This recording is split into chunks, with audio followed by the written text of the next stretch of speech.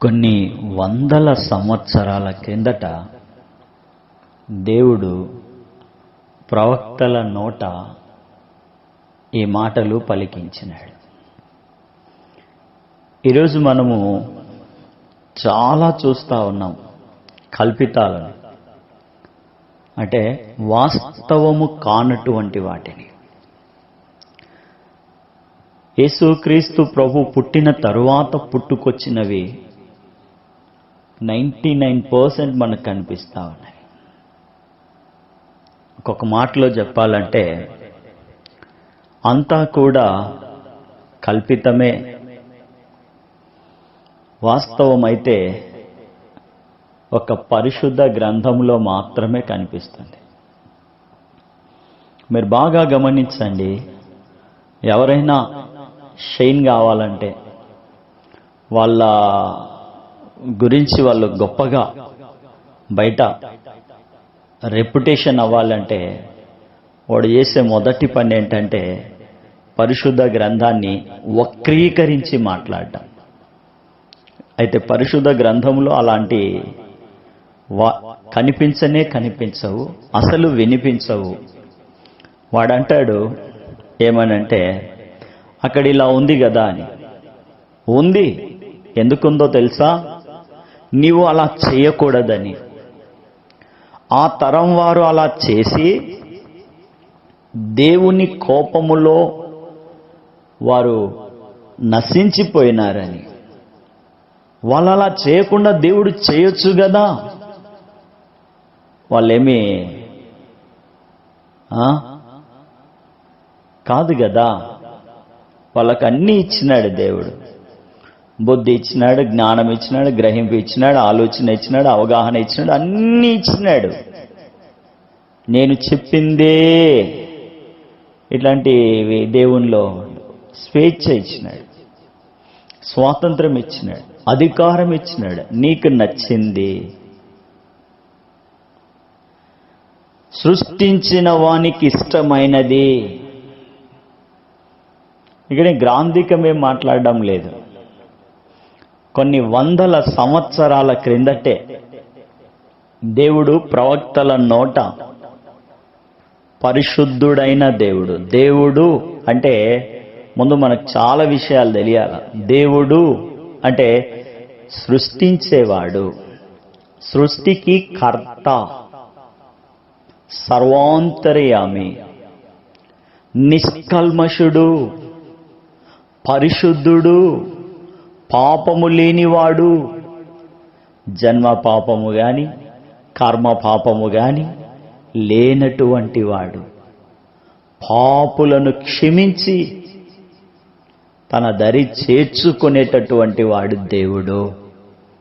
మనలాగా జన్మ పాపాన్ని కర్మ పాపాన్ని కలిగిన వాడు దేవుడు కాడు. దేవుడొక్కడే, అతని పేరు ఒక్కటే.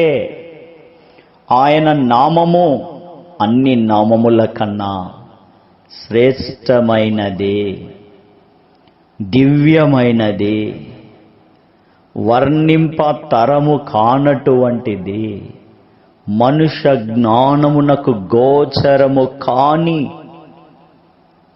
ప్రభావవంతమైనటువంటిది. దేవుడు అంటే ఎటువంటి పాపము లేని, పాపము చేయని, పాపమును క్షమించే వాడే దేవుడు. సృష్టించేవాడు, సృష్టిని నడిపేవాడు దేవుడు.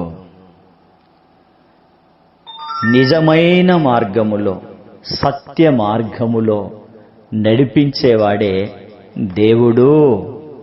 అట్టి దేవునిలో, అట్టి సర్వాంతర్యామిలో విశ్వాన్ని, ఆకాశాన్ని, భూమిని, సముద్రాన్ని, అందులో ఉన్న సమస్తాన్ని సృష్టించి నిర్వహించుచూ ఉన్నవాడు సర్వజ్ఞుడు, కరుణా సంపన్నుడు, సర్వలోకములలో ప్రభువులకు ప్రభువు, ఆది అంతము లేనటువంటి వాడు, అల్ఫా ఒమేగా,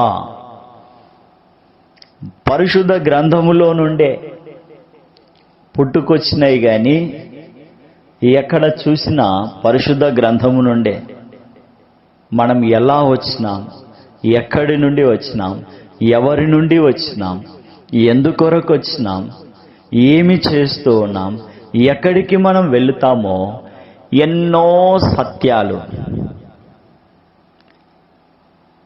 కంటికి కనిపిస్తూ ఉన్నాయి. చదివితే అర్థమవుతాయి, కానీ చదవం, వినం, గ్రహించం, అర్థం చేసుకోం. కొన్ని వందల సంవత్సరాల క్రిందట దేవుడు యెషయా ప్రవక్తతో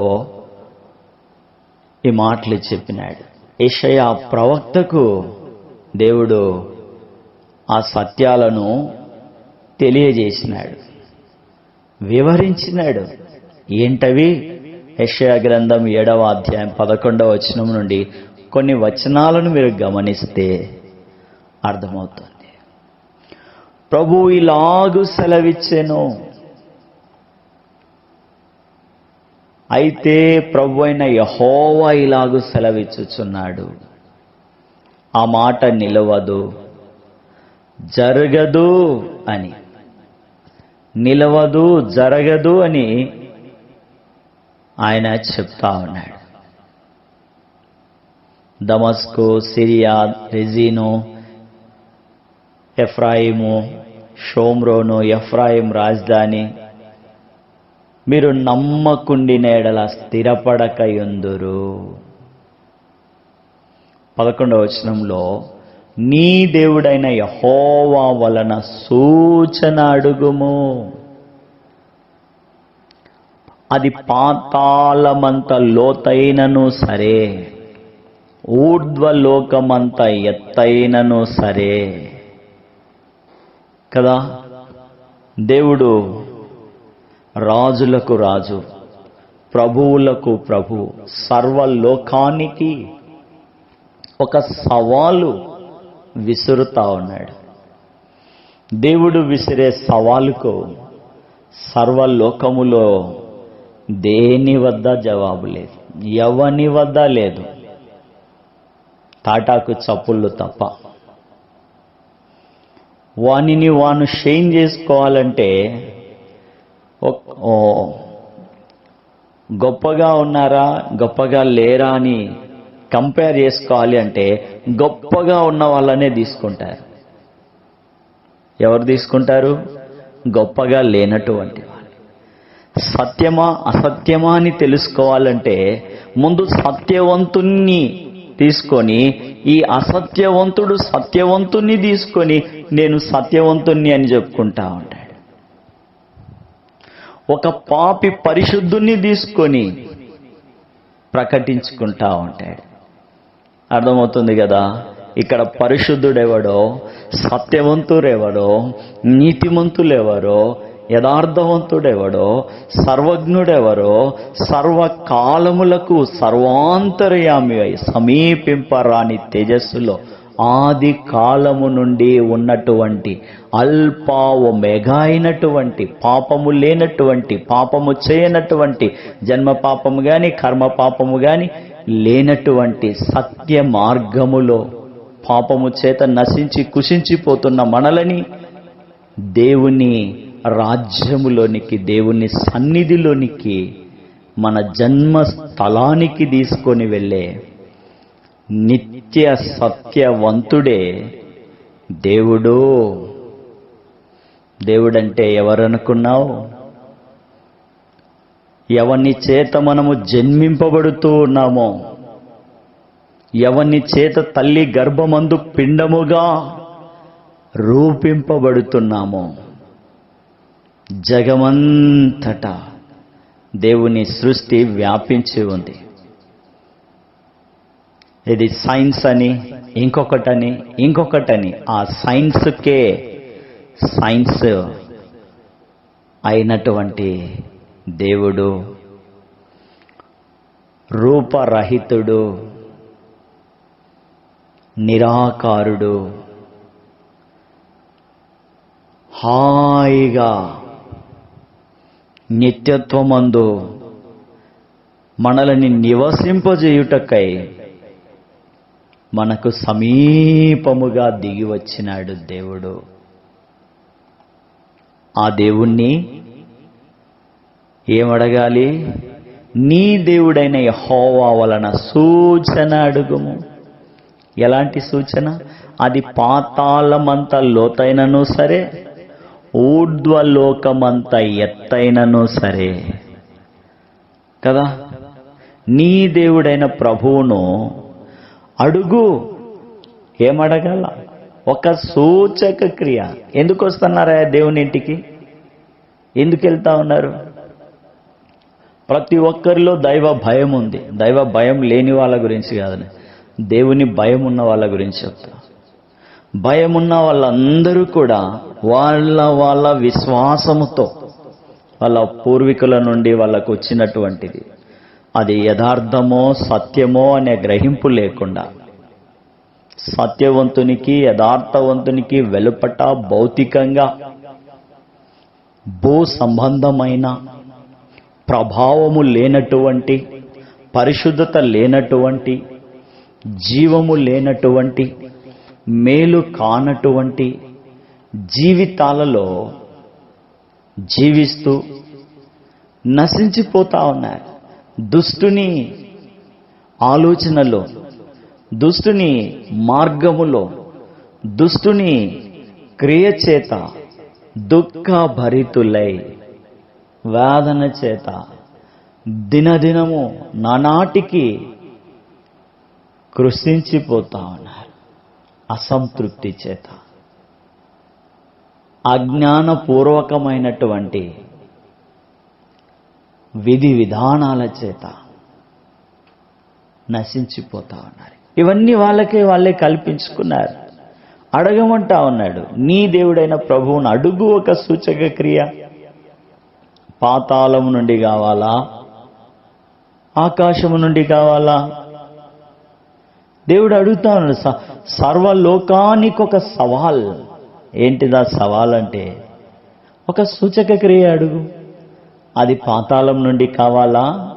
ఆకాశం నుండి కావాలా? రెండింటి నుండి. నేనే ఒక సూచక క్రియని మీకు చూపిస్తానంటా ఉన్నాడు దేవుడు. ఆకాశము, పరలోకము నుండి దిగి వచ్చిన దేవుని అద్వితీయ కుమారుడు. ఆ సూచక క్రియ కన్య గర్భమందు జన్మించినాడు. ఇమ్మానుయేలు అని పేరు పెట్టబడ్డాడు. నక్షత్రము యాకోబులో ఉదయించును, రాజదండం ఇశ్రాయేలు నుండి లేచును. యూదా దేశములో నక్షత్రం ఉదయిస్తుంది అని యెషయా ప్రవక్త ద్వారా ప్రకటించబడింది. యూదులకు రాజు ఒకడు జన్మిస్తాడని, ఆయన సర్వలోకానికి లోక రక్షకుడని, ఆకాశ విశాలమందు జ్యోతులు సూచనలు ఏర్పాటు చేసినవాడు, పరలోకము నుండి దిగి వచ్చిన క్రీస్తు రాకడ, క్రీస్తు జననం, ఆకాశమందలి ఒక నక్షత్రం, ఒక సూచనగా దేవుడు నియమించినాడు. పాతాళమంతా లోతైనను సరే, ఇమ్మానుయేలు పాతాళములో నరులందరి వలె ప్రవేశిస్తాడు. మృతుల లోకానికి దిగిపోతాడు. అగాధ పాతాళము నుండి పునరుత్థానుడవుతాడు. అడగండి, అడగండి, దేవుడు అంటా ఉన్నాడు. అడగండి, దేవుణ్ణి అడగండి. అడగాల్సిన వాళ్ళని అడగకుండా మీరు అడగవలసినది అడగకుండా క్షణికమైన వాటి కోసం, మీ భోగముల నిమిత్తం మీరు అడుగుతా ఉన్నారు. అందుకే మీకు ఏమి దొరకడం లేదు. దేవుడు చేసిన సూచక క్రియ మహా అద్భుతం. సృష్టి కని విని ఎరగని ఓ దివ్యమైనటువంటి సంగతి. కీర్తనకాడు రాస్తాడు, ఒక దివ్యమైన సంగతి చేత నా హృదయము ఉప్పొంగుచున్నది. కదా. భూమి దాని సంపూర్ణత, ఆకాశము దాని నివాసము దేవుని దివ్యమైనటువంటి సంగతి చేత ఉప్పొంగుతా ఉంది, పరవశిస్తూ ఉంది, సంతోషిస్తూ ఉంది. సృష్టి మయమరచి ఉల్లసిస్తూ ఉంది. దేవుని జ్ఞానమును ఏం చేస్తూ ఉంది సృష్టి అంటే తెలియజేస్తూ ఉంది కదా.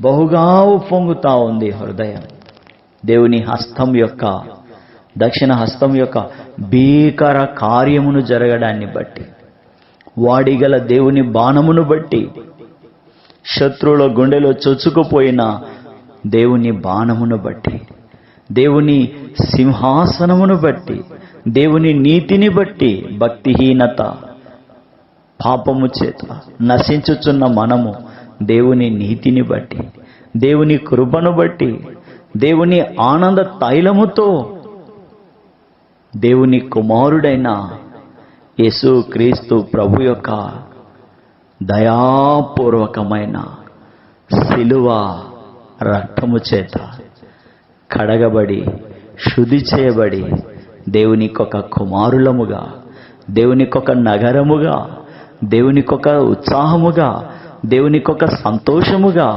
దేవునికొక ఐశ్వర్యముగా, దేవునికొక నైవేద్యముగా, దేవుని సన్నిధిలో నిలిచే వారముగా ఉండాలని దేవుడు ఆసక్తితో గమనిస్తా ఉన్నాడు.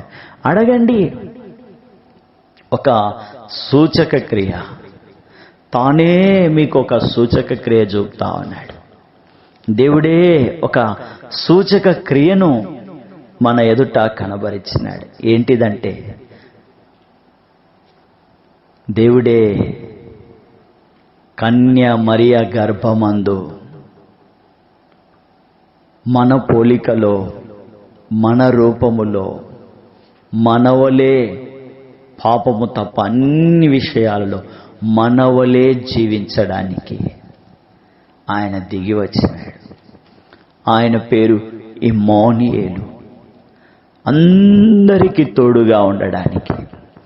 ఆయన జననము గురించి ఆకాశములో ఉన్న పెద్ద జ్యోతులు సూచనగా కనిపిస్తూ ఉన్నాయి. ఆయన జన్మించినప్పుడు ఆకాశమందు ఒక నక్షత్రం ప్రజలను నడిపిస్తూ వచ్చింది. ఆ ప్రభువు మధ్యాకాశంలో ప్రత్యక్షమైనప్పుడు ఒక నక్షత్రం మరలా మనల్ని నడిపిస్తుంది. పాతాళ లోకమంతా లోతైనను సరే ఇమ్మానుయేలు పాతాళములోని నరులందరి వలె ప్రవేశిస్తాడు. పాతాళంలోకి, మృతుల లోకానికి దిగిపోతాడు. అగాధ పాతాళం నుండి పునరుత్థానుడై, చూడండి, ఈ విషయం దావీదు వంశస్థులకు అర్థం చేసుకోలేకపోతా ఉన్నారు.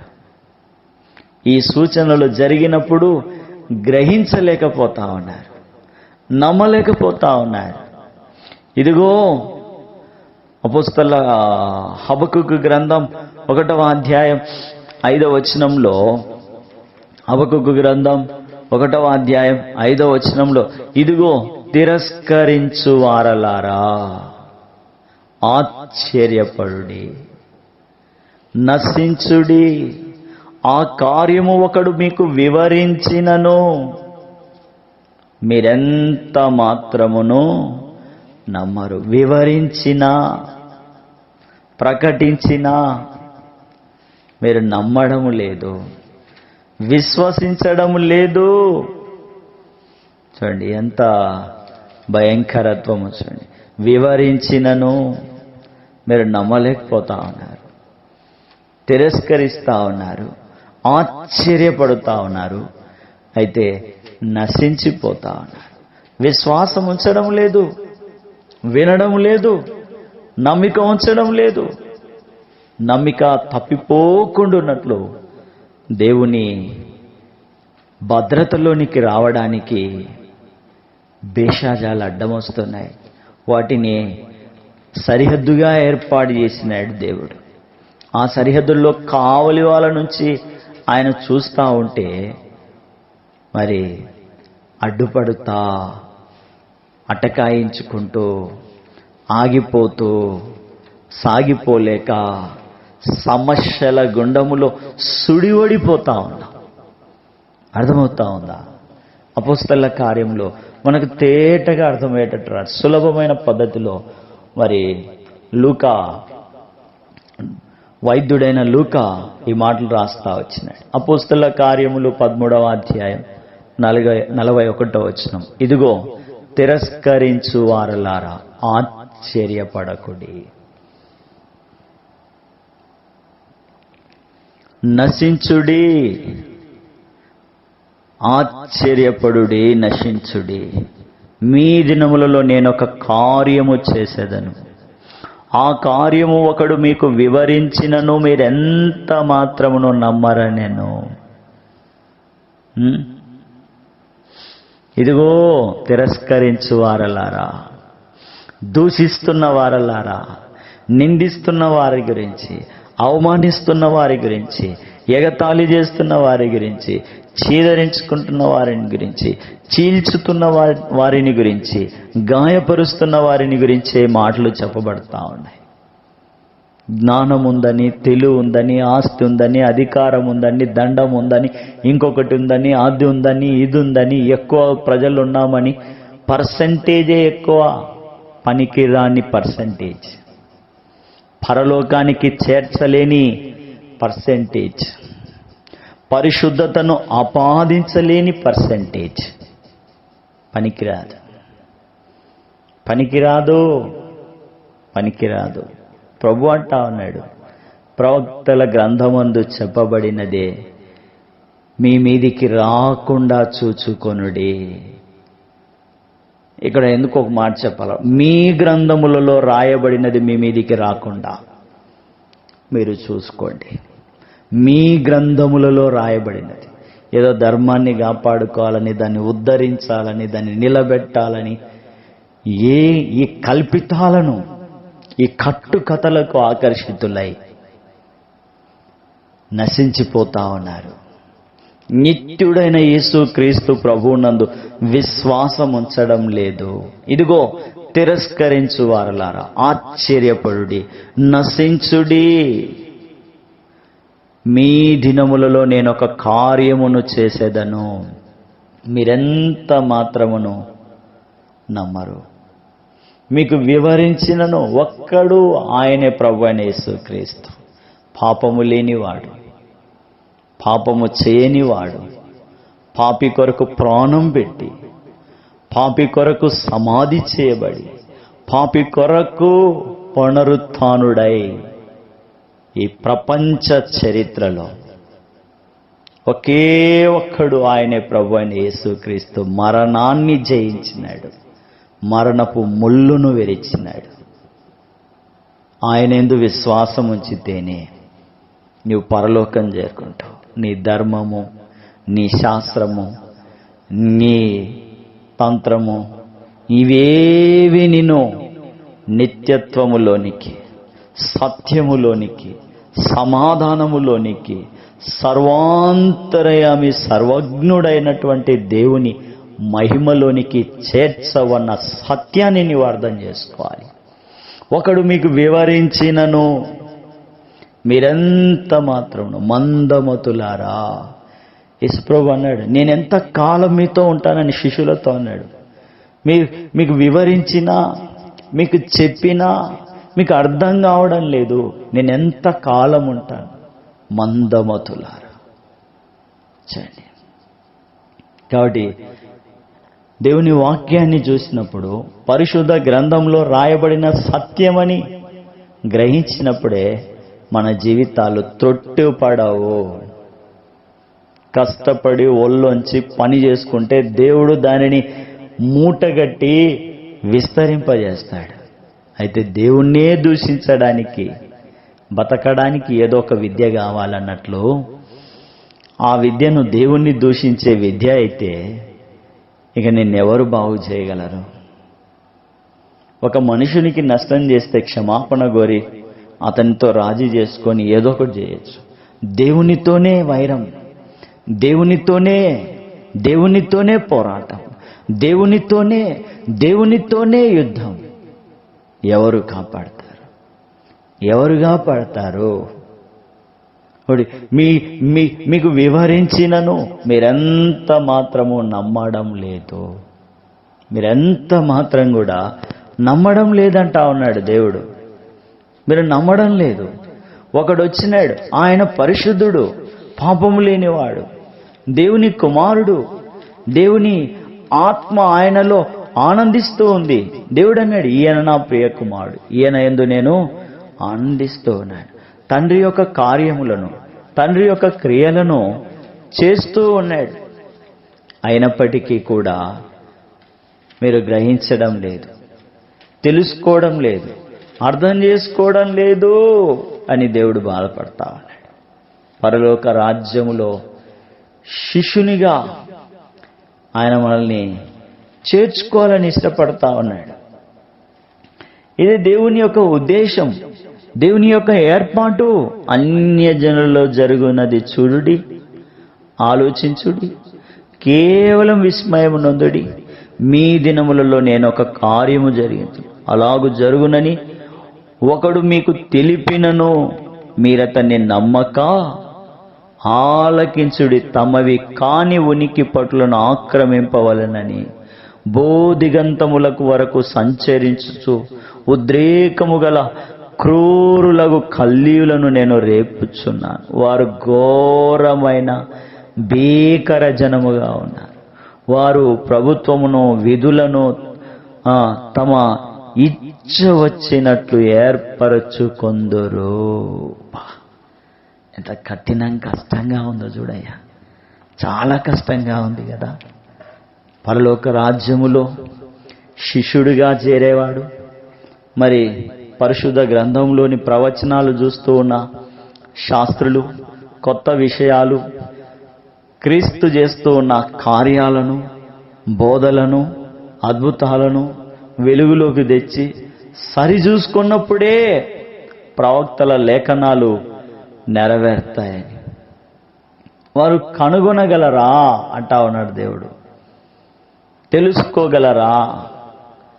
అదే మత్తయి సువార్త 13వ అధ్యాయం 52వ వచనంలో తెలుసుకోగలరా? మత్తయి సువార్త 13వ అధ్యాయము 52వ వచనంలో యేసుప్రభువే అంటా ఉన్నాడు. ఏమంటా ఉన్నాడు? ఆయన అందువలన పరలోక రాజ్యంలో శిష్యుడుగా చేరిన ప్రతి శాస్త్రియు తన ధననిధిలో నుండి క్రొత్త పదార్థములను, పాత పదార్థములను వెలుపలికి తెచ్చు ఇంటి యజమానుని పోలి ఉన్నాడని వారితో కొత్త పదార్థము, పాత పదార్థములను కదా. ప్రభువుని యేసునందు విశ్వాసం వచ్చినప్పుడే మనం నూతన సృష్టిగా చేయబడతాం. నూతన సృష్టిగా చేయబడతాం. ఈ ప్రవక్తల ఏం చేయాలి? లేఖనాలను తెలుసుకొని గ్రహించి వాటి సత్యాన్ని అర్థం చేసుకోవాలి. అట్లా చేయడానికి దేవుని జ్ఞానము, దేవుని ప్రకాశతను కోరుకు. ఆ వెలుగులో సమస్తము చక్కగా కనబడతా ఉన్నాయి. నేనే లోకమునకు వెలుగు అంటా ఉన్నాడు. ఆ వెలుగులోనికి నేనే మార్గం అంటా ఉన్నాడు. ఆ మార్గములోనికి, దేవుని మార్గంలో, దేవుని వెలుగులో ఫాల్ట్ లేదు, కరప్షన్ లేదు, మోసం లేదు. ఉన్నదంతా నిమ్మలం, నెమ్మది, సంతోషం, ఆనందం, సమస్తము చక్కగా తేటగా కనిపిస్తా ఉన్నాయి. దేవుని వెలుగులో మనం చూసినప్పుడు, అంటే ఆత్మీయ నేత్రాలు వెలిగింపబడినప్పుడు మనము చక్కగా స్పష్టంగా చూడగలుగుతాం, అర్థం చేసుకోగలుగుతాం. ఏ దానిని ఎవరిని తోలనాడమో కదా. దేవుని వెలుగులో చక్కగా పడతాయి. క్రీస్తును గురించి ఆనందిస్తాం. వెలుగు లేకపోతే, చీకటిలో ఉంటే క్రీస్తు మాటలన్నా, క్రీస్తు వాక్యమన్నా పరిశుద్ధ గ్రంథమన్నా చేదుగా ఉంటాయి, చేదుగా ఉంటాయి, ఇష్టం ఉండదు. ధర్మశాస్త్రం అన్నా, ఆజ్ఞలన్నా, కట్టడలన్నా, విధులన్నా ఏవి ఇష్టముండవు. ధర్మశాస్త్రమును, ప్రమాణము, వాక్యమును విచారించినప్పుడు ఆ వాక్య ప్రకారము బోధించకపోతే అరుణోదయము కలగదు. అట్టివారు ఇబ్బంది పడుచు ఆకలిగొని దేశ సంచారం చేస్తారు. ఆకలిగొనుచు వారు కోపపడి పైకి లేస్తారు. ఈ నేను చెప్పే మాటలు కాదు, దేవుడే ప్రవక్తల నోట ఈ మాటలు కొన్ని వందల సంవత్సరాల క్రిందటే రాయించినాడు. అయితే మనం ఆ ప్రవక్తల మాటలను ఆలోచన చేసినప్పుడు, చదివినప్పుడు ఆ సత్యం మనకు అర్థమవుతుంది. యెషయా గ్రంథం 8వ అధ్యాయం, నేను చెప్పిన మాటలు ఇక్కడ కనిపిస్తాయి మీకు. 20వ వచనంలో 8:20లో ధర్మశాస్త్రమును ప్రమాణ వాక్యమును విచారించుడి. ఇర్మియా అంటాడు కదా, పురాతన మార్గములను గూర్చి విచారి, మేలు కలుగు మార్గం ఏదో తెలుసుకోండి. మీరు పురాతనమైన మార్గాలను గురించి విచారించడం లేదు. నిన్న మొన్న వచ్చిన కల్పితాలలో, కట్టు కథలలో మీరు మునిగి తేలుతా ఉన్నారు. ఒక దినాన నడి సంద్రములో దిక్కు లేక కేక కూడా వినిపించదు గట్టుకు. అంత అగాధపు లోతులోకి నానాటికి దిగిపోతా ఉన్నారు. అక్కడికి వెళ్ళి బొబ్బలు పెట్టినా, కేకలు వేసిన ప్రయోజనం ఉండదు, శూన్యము. నేడు అనే సమయం ఉండగానే, దీపం ఉండగానే, వెలుగుండగానే, కృప ఉండగానే క్రీస్తు యేసును హృదయంలో చేర్చుకోమని ఆహ్వానిస్తా ఉన్నాడు. ధర్మశాస్త్రమును ప్రమాణ వాక్యమును విచారించండి. ఈ వాక్య ప్రకారము వారు బోధించని ఎడల వారికి అరుణోదయము. అటివారు ఇబ్బంది పడొచ్చు, ఆకలిగొని దేశ సంచారం ఆకలిగొనొచ్చు వారు కోప్పడి తమ రాజు పేరును, తమ దేవుని పేరును శాపములు పలుకుచు మీద చూతురు. భూమి తట్టు తేరి చూడగా బాధలు, అంధకారము, దుస్సహాయమైన వేదన గాఢాంధకారములోనికి తోలివేయబడతా ఉన్నారు. దిక్కులే. ధర్మశాస్త్రాన్ని, ప్రవచన వాక్యాలు ఏం చెప్తా ఉన్నాయంటే క్రీస్తుని గురించి నేర్పిస్తా ఉన్నాయి. క్రీస్తుని గురించి, మనము తప్పిపోయిన స్థితిని గురించి, మన అజ్ఞానమును, మన యొక్క దుష్టత్వమును, మనము దేవుని ఎదుట ఎంత దుర్మార్గముగా నడుచుకున్నాము, మనము దేవుని మీద తిరగబడిన సత్యాలు కనిపిస్తా ఉన్నాయి కదా. ముసుకు వారి హృదయాలలో ఉంటా ఉందని పౌలు రాసినాడు. 2వ కొరింథీకి రాసిన 2వ పత్రిక 3:15లో ముసుకు వారి హృదయాలపై ఉంటా ఉంది. క్రీస్తులో మన నెరవేర్పును మనము చూడగలుగుతాం కదా. యేసు క్రీస్తులో మన నెరవేర్పు చూడరాలేనటువంటి, సమ్మతి లేనటువంటి వారిపైన దేవుని వెలుగు ప్రకాశించదు, దేవుని నీతి ప్రకాశించదు, దేవుని జీవము నిలిచి ఉండదు, దేవుని సమాధానము నది వలె నడిపించదు. పరలోకము గొప్ప లాభ సాధనమై ఉంది. అయితే భూమి మీద కనిపించే లాభం మనల్ని నరకంలోకి తోసివేస్తుంది. పౌలు రాస్తాడు రోమీలకు 10వ అధ్యాయం 7వ వచనంలో, భూమి మీద గొప్ప లాభదాయకం నరకం, అయితే పరసంబంధమైన లాభం ఏంటంటే పరలోకమే, నిత్య జీవం, దైవ జ్ఞానం, ధర్మశాస్త్రము, ప్రవచన వాక్యాలను నమ్మటం ముఖ్యము. జరుగుతున్న సూచక క్రియలను బట్టి, ప్రవచనాలను బట్టి, లేఖనాలను బట్టి నూతన వెలుగులో సరి చేసుకొనుట ఎంతైనా అవసరం ఉంది. ఏలయనగా తెల్లవారి వేకువ చుక్క మీ హృదయాలలో ఉదయించు పర్యంతం ప్రవచన వాక్యము చీకటి గల చోటున వెలిగించు దీపమైనట్లున్నది. దాని యందు మీరు లక్ష్యముంచిన ఎడలా మీకు మేలు, మీరు బ్రతుకుదురు, మీరు జీవిస్తారు, మీరు ఆనందిస్తారు అని చెప్తా ఉన్నాడు. మీరు అద్భుతాలు కావాలంటా ఉన్నారు. యేసుప్రభు దగ్గరికి వచ్చినారు, శాస్త్రులు వచ్చినారు, పరిసయ్యులు వచ్చినారు, సద్దుకాయలు వచ్చినారు. వాళ్ళు ఏదో జ్ఞానం ఉందని, చదువు ఉందని, పాండిత్యం ఉందని, ఇంజనీరింగ్ అనో లేకపోతే ఇంకొకటనో యేసు ప్రభు దగ్గరకు వచ్చే ప్రశ్నలేస్తా ఉన్నారు.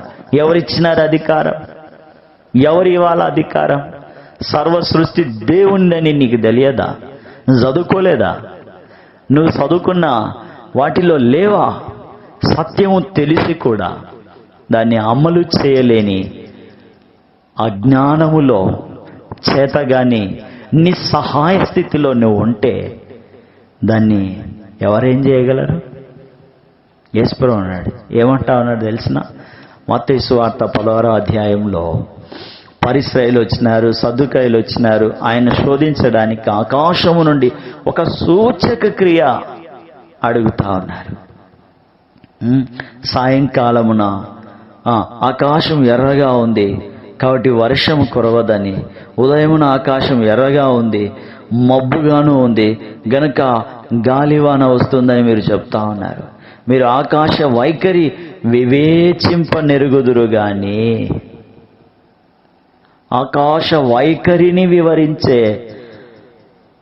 విషయం మీకు తెలుసు గాని ఈ కాలముల సూచనలను వివరింపలేరు. ఈ కాలముల సూచనలు మీరు వివరింపలేరు. ఆకాశము నుండి ఒక సూచక క్రియ. లేవియాకాండం 9వ అధ్యాయంలో ఆరోను ప్రధాన యాజకునిగా, ఆరోను కుమారులు యాజకులుగా ప్రతిష్ఠించినారు.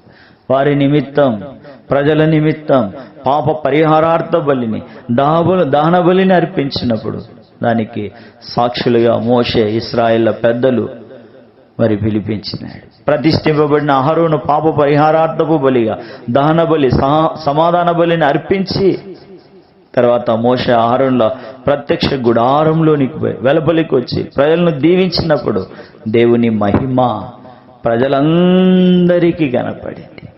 ఆకాశము నుండి సూచక క్రియ, దేవుని సన్నిధిలో నుండి అగ్ని బయలు వెళ్ళి బలిపీఠం మీద ఉన్న దహన బలి ద్రవ్యమును, కొవ్వును కాల్చివేసిన ప్రజలందరూ దాన్ని చూసి ఉత్సాహధ్వని చేసి సాగిలపడిరి. 24వ వచనంలో లేవియాకాండం 9:24 ఆకాశము నుండి పగలు మేఘస్తంభం, రాత్రి అగ్నిస్తంభం అరణ్యములో వారిని నడిపించి, ఆకాశము నుండి మన్నా ఆహారమును ప్రజల నిమిత్తం దేవుడు కుమరిస్తూ వచ్చినాడు. మతాధికారులైనా, పరిసయ్యులైనా, సద్దుకాయలైనా మా ఎదుట ఆకాశము నుండి ఒక సూచక క్రియ చేసి చూపించు, మా నాయకుడైన మోషే వలె, అప్పుడు నిన్ను నమ్ముతామంటా అన్నారు. మోషే కంటే శ్రేష్ఠుడు, మోషేకు మన్నానిచ్చినవాడు, మోషే ద్వారా మన్నాను కుమరించినవాడు, మోషే ద్వారా పగలు మేఘస్తంభాన్ని, రాత్రి అగ్ని స్తంభాన్ని నడిపినవాడు, బండ నుండి నీళ్ళిచ్చినవాడు ఈయనే అని తెలుసుకోలేకపోతా ఉన్నారు. నువ్వు దేవుని దగ్గర నుండి వచ్చినావని ప్రభు అంటూ ఉన్నారు. ప్రభు ఆకాశాల వైఖరి మీకు తెలుసని మరి దేవుడు అంటా ఉన్నాడు. వాళ్ళు ఏమంటావు? నువ్వు దేవుని దగ్గర నుండి వచ్చినావు కదా, మా నాయకుడైన మోషే వలె నీవు ఒక సూచక క్రియ చెయ్యి, ఆకాశము నుండి ఒక సూచక క్రియ చెయ్యి అంటా ఉన్నాడు. మోషే అహరోనులను ఏర్పాటు చేసి వాళ్ళ కుమారులను ప్రతిష్ఠించి వాళ్ళ ద్వారా పాప పరిహారార్థపు బలిని కదా, ఆకాశము నుండి మరి ఆ వెలుగు, ఆ మహిమ, ఆ అగ్ని మరి బలిపీఠంలో ఉన్నదాన్ని అంతా దహించి వేస్తా ఉంది. ఆకాశము నుండి మన కొరకు ఇమ్మానుయేలుగా మనతో సదాకాలం ఉండి మనల్ని సమాధానపరిచే క్రీస్తును మించిన సూచక క్రియ మనకు అవసరం లేదు.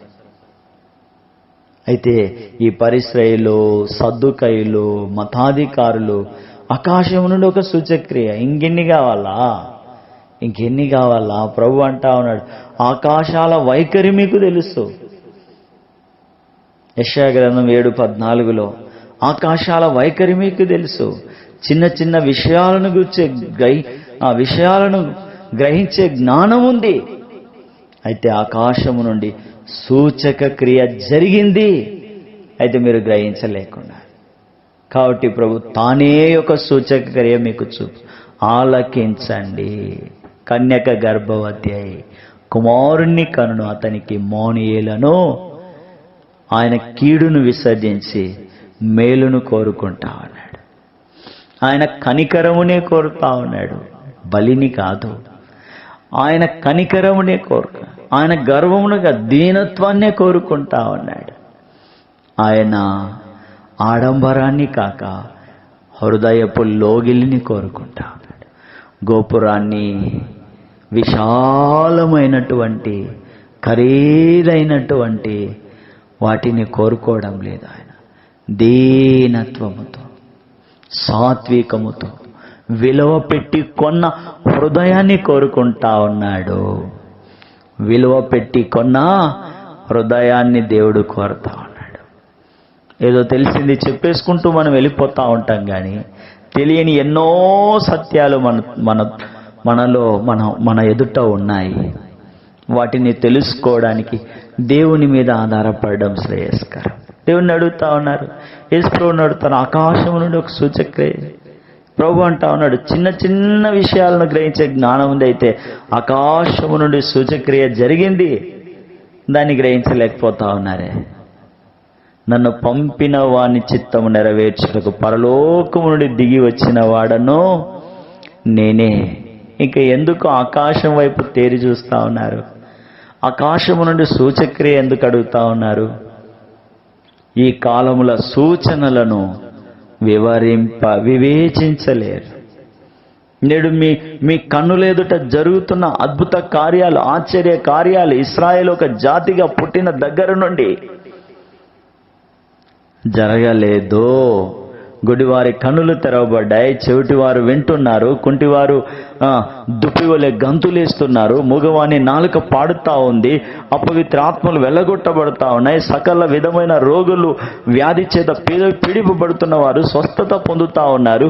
యెషయా గ్రంథం 35వ అధ్యాయం 5వ వచనం 6వ వచనములో రాయబడినటువంటి ప్రవచనాలు నెరవేర్చబడుతున్నాయి. అయితే ఈ కాలాలను, ఈ సూచనలను మీరు వివేచింపలేకపోతున్నారు, గ్రహింపలేకపోతున్నారు. అరణ్యము, ఎండిన భూమి సంతోషిస్తూ ఉంది, అడవి ఉల్లసించి కస్తూరి పుష్పము పూస్తూ ఉంది, బహుగా పూయుచు ఉల్లసిస్తూ ఉంది. సంగీతము, లెబానోను సౌందర్యము, కర్మేలు షారోనుకున్న సొగసు, దేవుని మహిమ, దేవుని తేజస్సు. సడలిన చేతులు బలపరచబడతా ఉన్నాయి, త్రుట్టిన కాళ్ళు దృఢపరచబడుతున్నాయి, తత్తరిల్లిన హృదయాలు ఇట్లున్నుడి భయపడక ధైర్యంగా ఉంటా ఉన్నాయి కదా. గుడివారి కన్నులు తెరవబడ్డాయి, వారి చెవులు విప్పబడుతున్నాయి, కుంటివాడు దుప్పివలే గంతులు వేస్తున్నాడు, మూగవాని నాలుక పాడుతా ఉంది, అరణ్యములో నీళ్లు ఉబుక్కి పారుతా ఉన్నాయి, అడవిలో కాలువలు పారును, ఎండ మావులు మడుగులవుతా ఉన్నాయి, ఎండిన భూమిలో నీటి బుగ్గలు, నక్కలు పండుకున్న ఊనికి పట్లు, జమ్మును తొంగగడ్డి మేత పుట్టుతా ఉంది. అక్కడ దారిగానున్న రాజమార్గం ఏర్పడతాం, అది పరిశుద్ధ మార్గం, అది అపవిత్రులు పోకూడని మార్గం, అది మార్గమున పోవు వారికి ఏర్పరచబడును. మూడులైన వారు నడుచుకోలేని, గ్రహించలేని మరి పరిశుద్ధమైనటువంటి యోగ్యమైనటువంటి మార్గం ప్రభు అంటా ఉన్నాడు. అప్పుడు ప్రవక్తల నోట ప్రవచింపబడిన అవన్నీ ఇప్పుడు యేసుక్రీస్తు ప్రభు ద్వారా మరి నెరవేర్చబడతా ఉన్నాయి. చూస్తూ ఉన్నారు, అయినా అడుగుతా ఉన్నారు, ఆకాశం నుండి సూచక్రియగా. ఇశ్రాయేలు దేశంలో ఇట్లాంటి క్రియలు ఎప్పుడు జరుగుతాయి? ధర్మశాస్త్రమును, ప్రవక్తల లేఖనములు మరి తీసి ప్రజలకు బోధించి వాటిని ఆలోచించినప్పుడు, వాటిని గ్రహించినప్పుడు క్రీస్తును గూర్చిన ప్రకాశత, క్రీస్తును గూర్చిన తేజస్సు, క్రీస్తును గూర్చిన వెలుగు, యేసు క్రీస్తు ప్రభు గురించి మీకు అర్థమవుతుంది. ఆయన చేసే క్రియలేంటో, ఆయన చేసే బోధ ఏంటో, ఆయన చేసే పనులేంటో ఎప్పుడు తెలిసి వస్తాయంటే వాటిని మీరు ఆలోచన చేసినప్పుడు, చదివినప్పుడు, అర్థం చేసుకున్నప్పుడు, గ్రహించినప్పుడు. అట్లా కాకుండా ఉంటే ఎట్లా? అట్లా కాకుండా మీరు ఉంటే ఎట్లా? గాలికి మరుగైన చోటు వలె, గాలివానకు చాటైన చోటు వలె, ఎన్నిన చోట్ల నీళ్ల కాలువను, అలసట పుట్టించు దేశమున గొప్ప బండ నీడవలెను. చూచువారి కన్నులు మందముగా ఉండవు, వినువారి చెవులు ఆలకించును, చంచల మనసు జ్ఞానము గ్రహించు, నత్తివారి నాలుక. ఆ యెషయా గ్రంథం 61లో మనం చూస్తే ఎంత అద్భుతంగా ఉంటాయంటే మనకు ఆ మాటలు మన నాలుకకు కానీ, మన బుద్ధికి కానీ, మన ఆలోచనకు కానీ, మన జిహ్వకు మధురముగా ఉంటాయి. అయితే మనం వాటిని ఆలోచన చేయాలి. పైగా అడుగుతూ ఉంటాం, ఆకాశం నుండి ఒక సూచక క్రియ ఇప్పుడు జరుగుతూ ఉన్నాయి, కానీ అవి ఆలోచన చేయడం లేదు. 61వ ప్రభువు యెహోవా ఆత్మ నా మీదికి వచ్చినది, దీనులకు సువర్తమానం ప్రకటించు. యెహోవా నన్ను నలిగిన హృదయం గల వారిని దృఢపరచుటకు, చెరలోనున్న వారికి విడుదల, బంధింపబడిన వారికి ప్రకటించుట, హితవత్సరం మన దేవుని ప్రతిదండ దినం ప్రకటించడం, దుఃఖ కాంతులను ఓదార్చడం, సీయోనులో దుఃఖించు వారికి ఉల్లాసం, బొడిదకు ప్రతిగా దుఃఖమునకు ప్రతిగా ఆనందం, భారభరితమైన ఆత్మస్తుతి వస్త్రం. యెహోవా తన్ను మహిమపరుచుకున్నట్లు నీతి అను మస్తకి వృక్షములని, దేవుడు నాటిన చెట్లని వారికి పేర్లు పెట్టబడతాయి. కన్నులుండి చూడలేని గుడ్డి వారం అయిపోతా ఉన్నాం, చెవులుండి వినలేని చెవిటి వారముగా ఉన్నాం, గ్రహించలేని మనసు కలిగిన బండలాగా జీవిస్తాం. లేఖనములను పరిశీలించాల్సిన అవసరం ఉంది. అవసరత ఏమీ లేకోకుండానే ఆకాశము నుండి సూచక క్రియ ఒకటి చెయ్యి అని అడగడములో ఎంత అవివేకము మనము గ్రహించాలి. యూదా మత నాయకులు మండితనం, మూర్ఖత్వాన్ని ప్రదర్శించి ప్రజలకు అడ్డంగా నిలిచి ప్రజలకు తప్పుడు మార్గాలను చూపిస్తూ కదా, దాన్ని ఏమన్నారంటే పాపం అన్నాడు.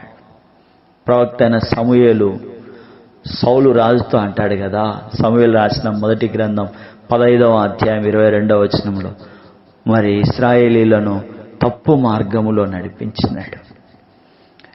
ఇశ్రాయేలు ప్రజలు దేవుని ఎదుట పాపము చేయునట్లుగా మరి ఇశ్రాయేలు కోరుకున్న మొదటి రాజు. ప్రజలు కోరుకున్నాడు, దేవుడు ఏర్పాటు చేయలే. దేవుడు చాలా బాధపడినాడు కదా, దేవుని దృష్టికి కీడు చేసినాడు. దేవుని మాట వినడం లేదు, దేవుని మార్గాన్ని విడిచిపెట్టేసినాడు, దేవుని ఆజ్ఞను పక్కన పెట్టినాడు. నేడు మనం అలాగే ఉన్నాం. మనము సరైన మార్గంలో ఉన్నామని మన ఎదుట ఉన్నటువంటి వారిని త్రోవ తప్పిస్తా ఉన్నాం. మైక్ దొరికితే మంచి బోధ చేస్తా ఉన్నాం, కానీ మైక్ లేకపోతే మన ప్రభు ఎదుట సరైన వారముగా ఉండలేకపోతా ఉన్నాం. మనల్ని బట్టియే కదా పశ్చాత్తాపడతాం. ప్రభు చేతికి అప్పగించుకుందాం. ఆయన కరుణామయుడు, ఆయన క్షమించుటకు సిద్ధ మనసు కలిగిన వాడు, ఆదరించడానికి మక్కువ కలిగి ఉన్నాడు. కడిగి శుద్ధి చేసి దేవుని మహిమకొక కీర్తి కలుగునట్టి ప్రభావము చేత మనల్ని దర్శించడానికి ఇష్టపడతా ఉన్నాడు. కనులుండి చూచువారముగా, చూడలేని గుడ్డివారము కాకుండా ఉన్నట్లు, చెవులుండి వినేటటువంటి వారముగా, విననటువంటి చెవిటి వారము కాకుండా ఉన్నట్లు, గ్రహించలేని మనస్సు విడిచిపెట్టినట్లు, లేఖనములను పరిశోధించునట్టి దైవాత్మ పూర్ణులమగునట్లు మనం దేవునికి అప్పగించుకుందాం. మత్తయి సువార్త 16:4 ప్రభు అంటా ఉన్నాడు, కష్టంగా ఉంటాయి మాటలు. వ్యభిచారులైన చెడ్డ తరం వారు ఎంత విసిగించినారో దేవుని కుమారుడైన యేసు క్రీస్తు ప్రభువును ఎంతగా విసిగించినారంటే, ఈ మాట చెప్తాను, బైబిల్లో రాయబడింది. ప్రాణము విసుకున్నంతగా అని రాస్తాడు ఒక ప్రవక్త, చెప్తాడు ఆ మాట. ఒక ప్రవక్త ప్రాణము విసుకున్నంతగా, అంతకన్నా ఎక్కువే వీళ్ళు యేసు ప్రభువును శోధించినారు. అందుకే ప్రభు అన్నాడు, వ్యభిచారులైన చెడ్డ తరము వారు. నేను విన్నాను, ఒక ఆయన అన్నాడు, బైబిల్లో దేవుడు తిట్టడం ఏంటని. దేవుడు ఏడ తిట్టినాడు? దేవుడు తిట్టినాడు? దేవుడు తిట్టినాడు అని చెప్పేంత సాహసమో దమ్మో ధైర్యము నీకున్నాయంటే ఇంకా నువ్వు దేవుళ్ళకే దేవుడై ఉండాలా. కొంచెం ఆలోచన చేయి. నీ పరిస్థితి, నువ్వు ఉన్నటువంటి ఇవన్నీ. ఒక మూర్ఖుడు అనుకున్నాడు, బైబిల్లో లూకా సువార్తలో ఉంది, విస్తారంగా పండింది, ప్రాణమా కొత్తవి కట్టించుకుందాం, పాత వాటిని విప్పి తిని తాగి సంతోషించి సుఖంగా ఉండనుకున్నాడు. ఆ రాత్రి దేవుడు, వెర్రివాడా, నీవు కట్టించినవి, నీవు సమకూర్చినవి ఎవరివి? దేవుడు ఇచ్చినాడు, వాటిని బట్టి దేవునికి కృతజ్ఞత చెప్పాల్సింది కదా, దేవునికి థ్యాంక్స్ చెప్పాలి కదా, దేవునికి అప్పగించుకోవాలి కదా. దేవుడు ఏమైనా తింటాడా? ఆయన తినేవాడైతే నీకెందుకు ఇస్తాడు? ఆయన ఇచ్చువాడు, మనకి ఇచ్చి ఆనందించువాడు.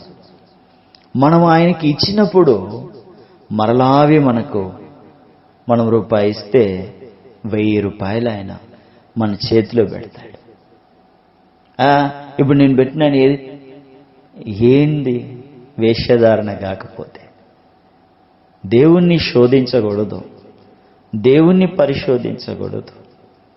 దేవునిలో ఆనందించు, దేవునిలో సంతోషించు, దేవునిలో ఉన్న సత్యాన్ని తెలుసుకోవడానికి ప్రయత్నం చేయి. 4వ వచనం, వ్యభిచారులైన చెడ్డతరం వారు సూచక క్రియను అడుగుతా ఉన్నారు. అయితే యోనాను గూర్చిన సూచక క్రియే గాని మరి ఏ సూచక క్రియ అయినా వారికి అనుగ్రహింపబడద్దు అని వారితో చెప్పి వారిని విడిచి వెళ్ళిపోయాను. ఇప్పుడు అంశం ఏంటి అంటే, యోనాను గూర్చిన సూచక క్రియే గాని మరి ఏ సూచక క్రియ వారికి అనుగ్రహించలేదు. ఇప్పుడు యోనా గ్రంథం అంతా చెప్తానని అనుకోవద్దు, ఇప్పటికే సమయం ఎక్కువ అయిపోయింది. అయితే ఒక 3 విషయాలు మనము తెలుసుకుందాం. యోనా గ్రంథం 4వ అధ్యాయము 5, 6, 7, 8 వచనాలు మనం గమనిస్తే దేవుడు ఏర్పరచుకొనినటువంటి 3 ఉపకరణాలు మనకు కనిపిస్తాయి. చాలా సులభంగా మనము వెళ్ళిపోదాం, ఎందుకంటే యోనా గ్రంథం గురించి చెప్పని బోధకుడు ఉండడు, యోనాను గురించి తెలియని వాళ్ళెవరు ఇక్కడ ఉండరు. అందరికీ యోనా గురించి తెలుసు. యోనా పారిపోయేనే అని పిల్లలు మరి సండే స్కూల్ నుండే మరి పారిపోయిన యోనాను గురించి తెలుసుకుంటా ఉంటారు. దేవుని ప్రత్యక్షత పొందిన యోనాను గురించి పాడరు. యేసుప్రభు యోనాను గూర్చిన ప్రత్యక్షతే. చేప కడుపు నుండి ఒడ్డుకు రావడం అంటే ఆషామాషి అనుకున్నారు. ఎవరి వల్ల అయితే చెప్పగలరా? నన్ను ఎత్తి సముద్రంలో పడేయండి అని చెప్పగలరా? ఒడ్డుకు పోదాం పండి, నేను దిగి ఎక్కడికి పోవాలో అక్కడికి వెళ్ళిపోతా అని చెప్తాం, కానీ నన్ను ఎత్తి పడేయండి. దేవుని పైన ఎంత నమ్మకం ఉండాలా, ఎంత విశ్వాసం. నెగిటివ్ వద్దు, పాజిటివ్ చూడండి. Positive, be positive. మీ బ్లడ్ బీ పాజిటివ్ అయితే బాగుంటుంది. 5, 6, 7, 8 వచనాలు 4వ అధ్యాయంలో చూస్తే 3 ఉపకరణాలు కనిపిస్తూ ఉంటాయి. ఒకటి ఏంటంటే దేవుడు ఏర్పాటు చేసిన దేవుడు ఏర్పాటు చేసిన 3 ఉపకరణాలు. ఇది మన అంశం. యోనాను గూర్చిన సూచక్రియ కానీ వేరొకటి లేదు. ఆకాశం నుండి సూచక్రియ జరిగింది, జరుగుతూ ఉంది.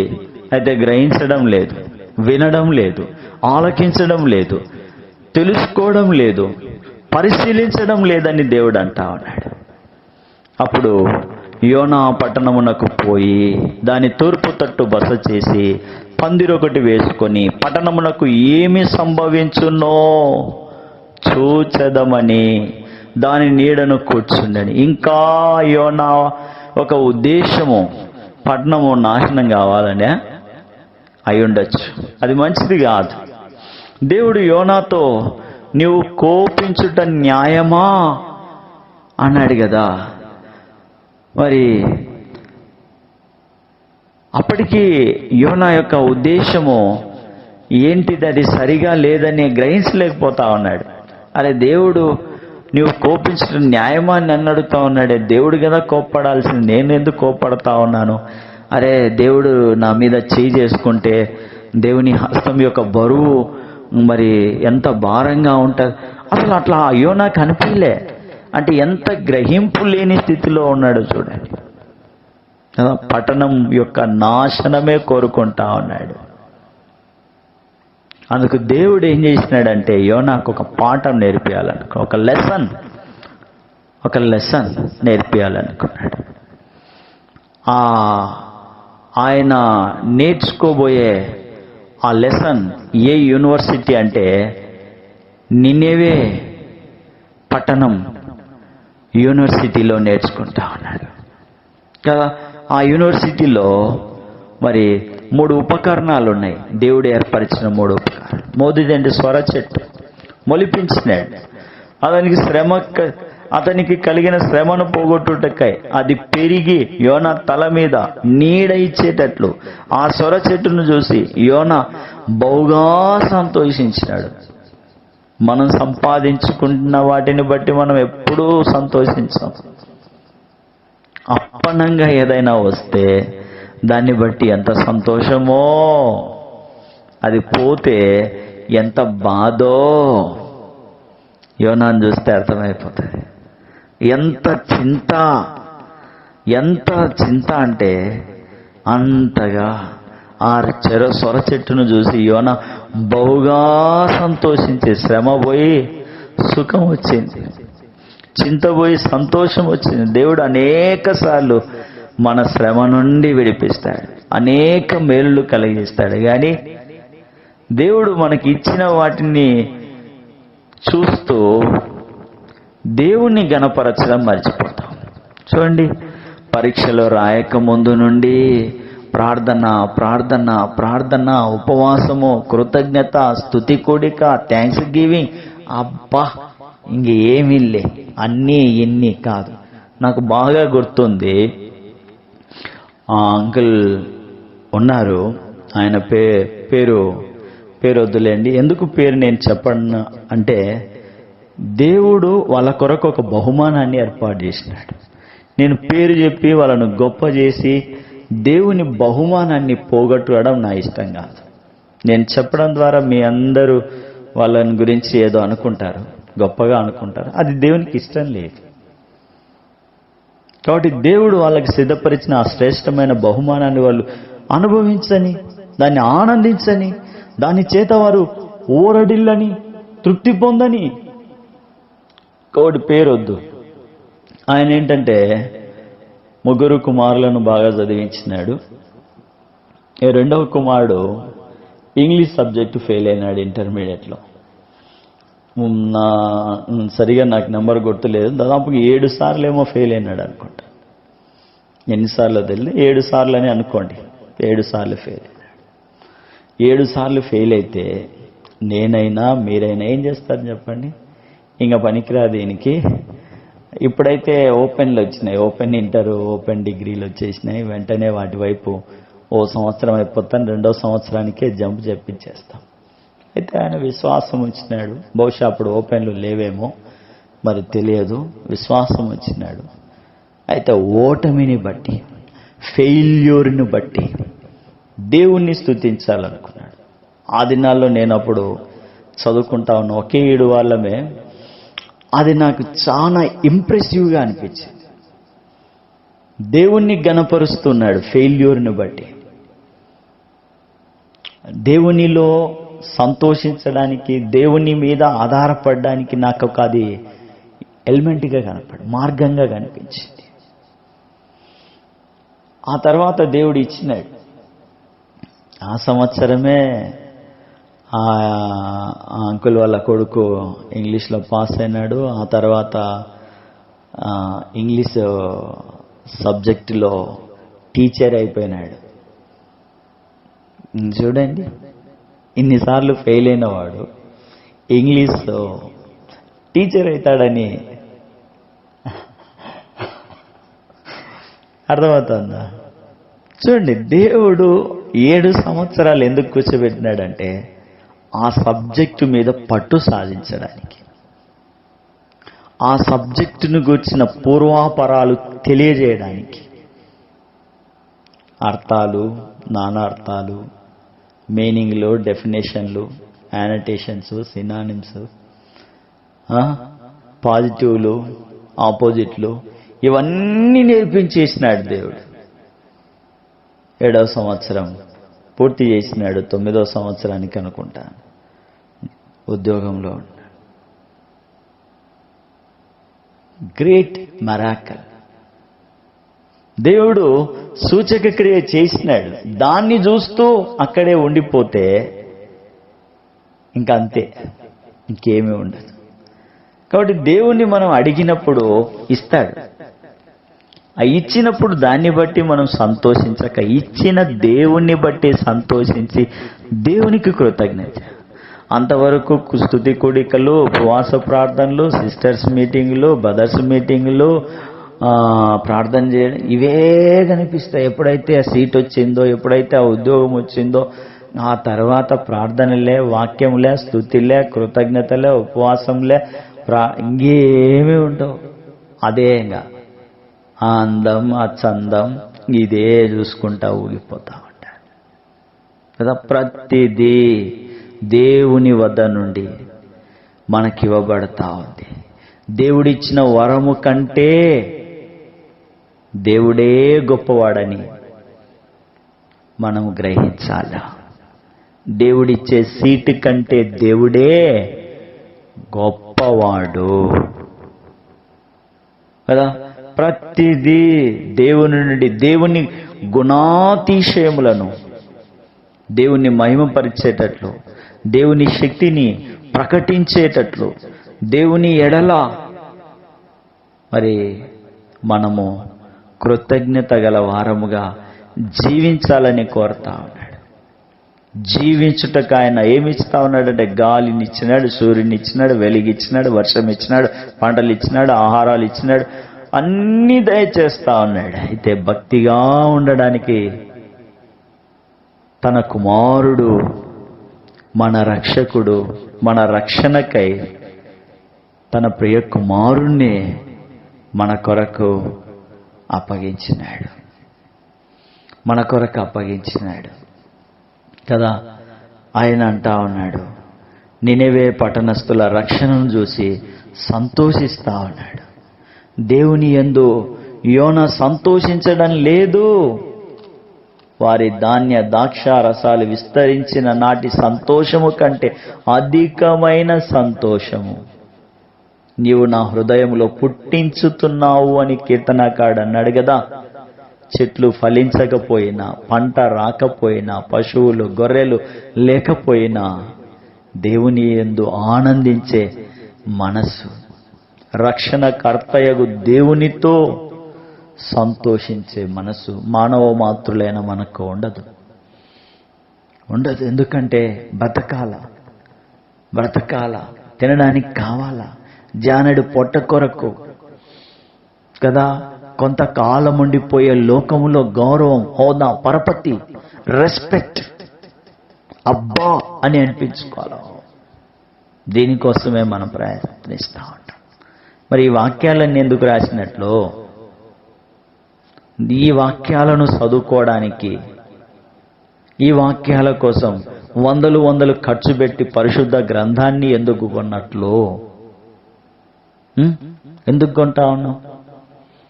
కానీ చూడండి, మనం దేవుడు అంట రక్షణకర్తయగు దేవుని యందు సంతోషించడానికే కదా. రక్షణకు హేతువైన క్రీస్తు నందు ఆనందించట కొరకే కదా. యోనా సంతోషం అట్లా లేదు. సొర చెట్టును చూసి బహుగా సంతోషించినాడు.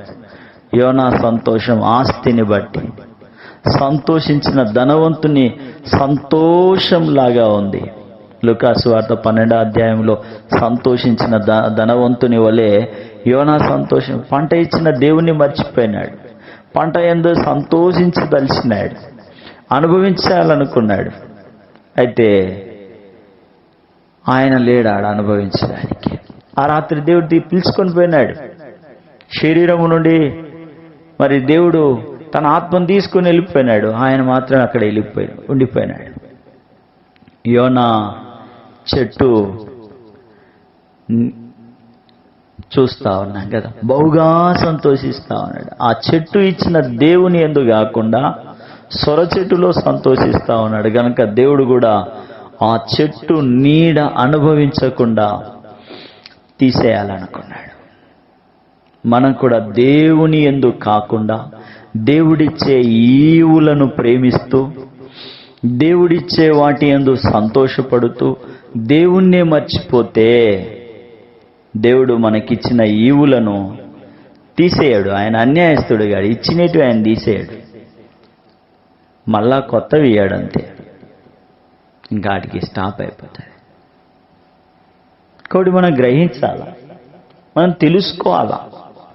ఆగిపోయినప్పుడు, ఊట ఆగిపోయినప్పుడు దేవుని దగ్గరికి రావాలా, పశ్చాత్తాపాలా కదా. ఆయన తన కుమారుడైన యేసుక్రీస్తు ప్రభును, అబ్రహాము తన కుమారుణ్ణి ఇయ్యమని దేవుడు అడిగినాడు, అబ్రహామును అడిగినాడు కదా, ఇయ్యడానికి ఇష్టపడినాడు. అయితే దేవుడు తన కుమారుణ్ణి అబ్రహాము కుమారునికి బదులుగా ఇచ్చినాడు. నీకొక్కడై ఉన్న కుమారుని ఇయ్యడానికి నువ్వు దేవునికి భయపడినావు, కుమారుని ప్రేమను మరి విడిచిపెట్టిపోయినావు కదా.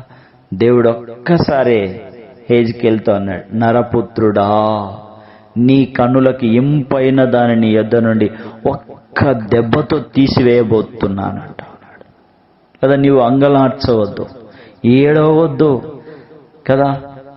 అప్పుడు హెజ్కేలు ఏమంటాడు? సాయంకాలం హెజ్కేలు తన భార్య చనిపోగా దేవుడు చెప్పినట్లే హెజ్కేలు ఏం చేసినట్టు ఏడ్చలేదు, అంగలార్చలేదు.